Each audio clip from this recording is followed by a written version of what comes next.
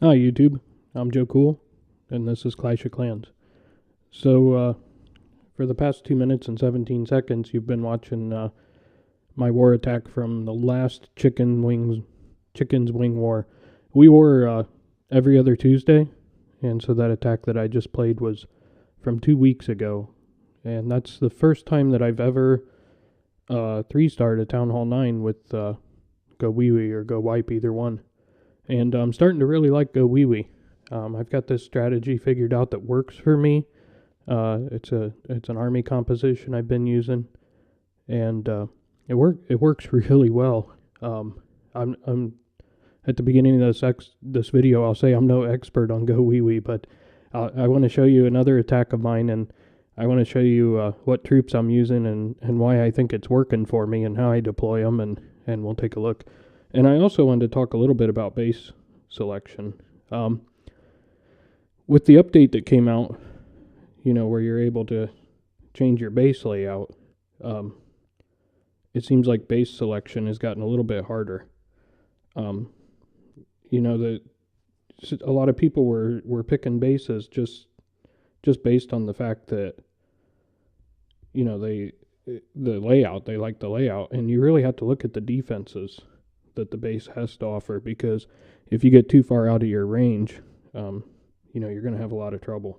So we're going to take a look at that, and I'll show you our clan war. We have a clan war that just ended today, and we lost, sadly, but it was a tough war. We always get tough wars in Wing, it seems like, and we were up against it here. So let's take a look here at the war map, and you're going to see when you look down through here that, a lot of these bases are pretty well upgraded.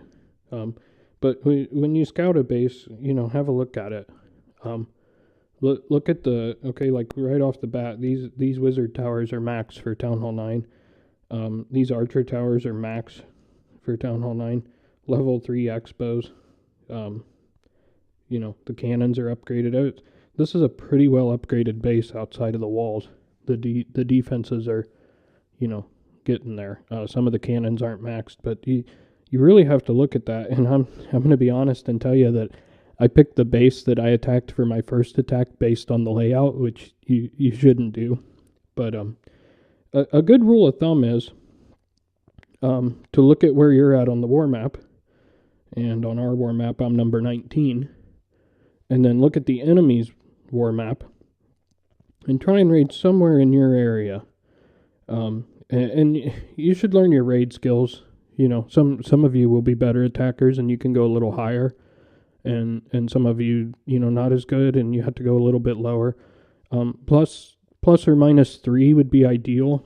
So for me being 19, I could look at, 16, 17, 18, 17, 18, 19, and then 20 and 21. Look right in that range.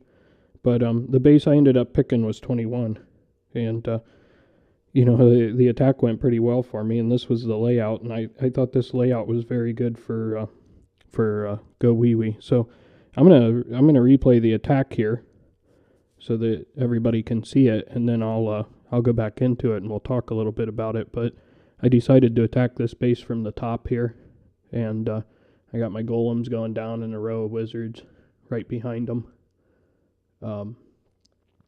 After the wizards go down, I send in some wall breakers because I want to get the golems going towards the inside here. And then I put down my witches and I put down my heroes. And we got everybody going into the middle here. And I'll put it on double speed here so it doesn't take so long to watch the whole thing. But you can see the troops here going into the middle. And the queen into the middle here in a second. And that's really, it's really your goal when you go wee or you go wipe.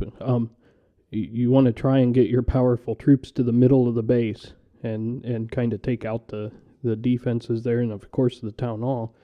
because as soon as you get to Town Hall and you're halfway through the base, then you're probably at 50%. You're going to get a 2-star, which is considered by a lot of people a win. But I'll tell you, our clan wars are getting rougher, and if you can 3-star a Town Hall 9, you really need to. And I really didn't expect to 3-star this base when I started out, but I'm certainly happy that I did. So there you see the result, the 3 stars. I'm going to start it over from the beginning, and we'll talk a little bit about the strategy here. So I dropped 2 golems here, and then a 3rd golem out of my clan castle.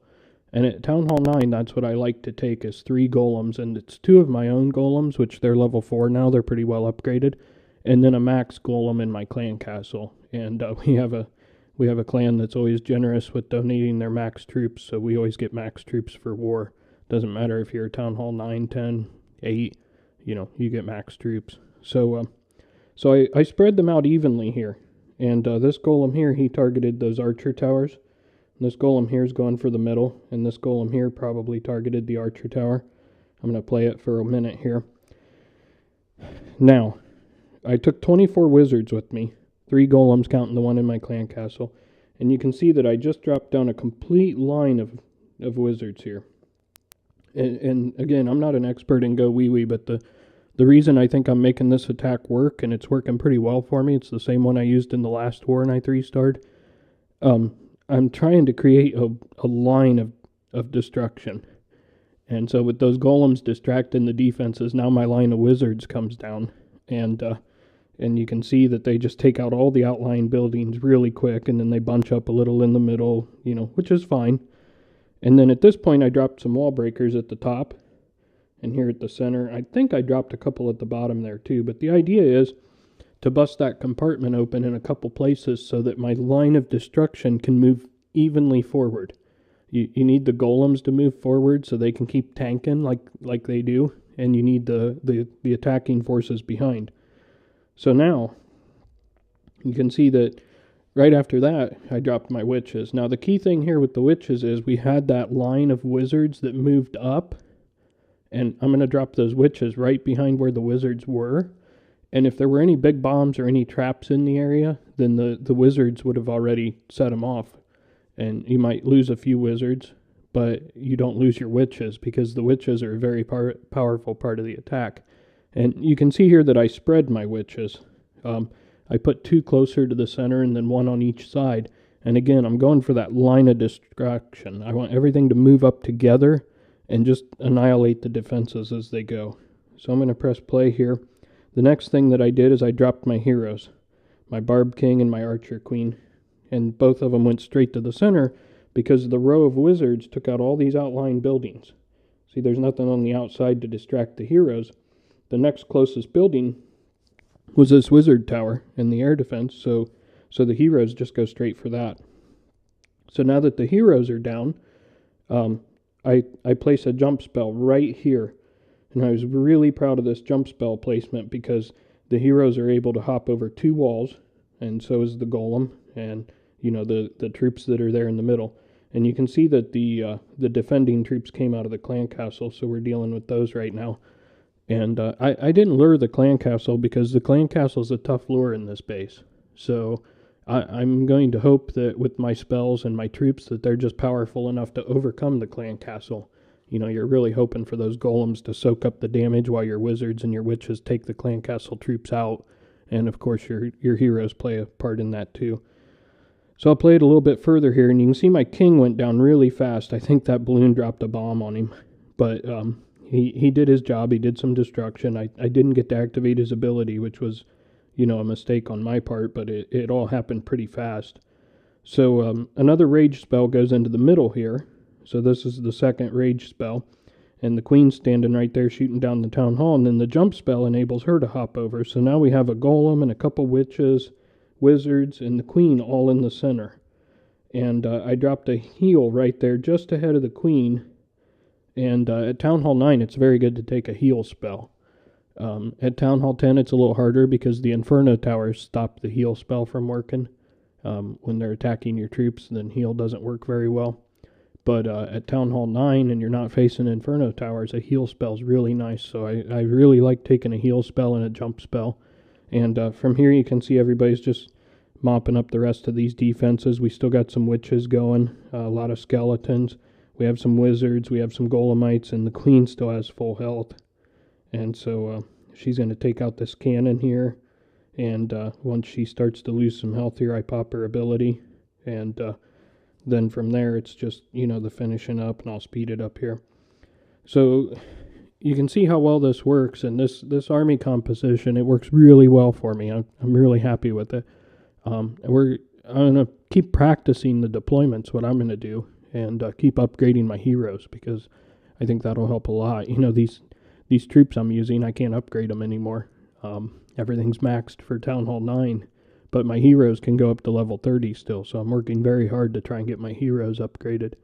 But if you deploy your troops in that order and use this army composition, you're almost guaranteed a 2-star on a Town Hall 9. Even if you have weak golems, if you're a newer Town Hall 9, that's where your base selection comes in, because you're going to have to attack a lower Town Hall 9, but your chances of doing well are still, really good. So anyhow, that's it for this video. I thank you very much for watching. If you like my videos, please leave me a like, click the thumbs up button, or subscribe to my channel, or please leave me some comments. And I'll keep making more videos like these if everybody likes them. Thank you.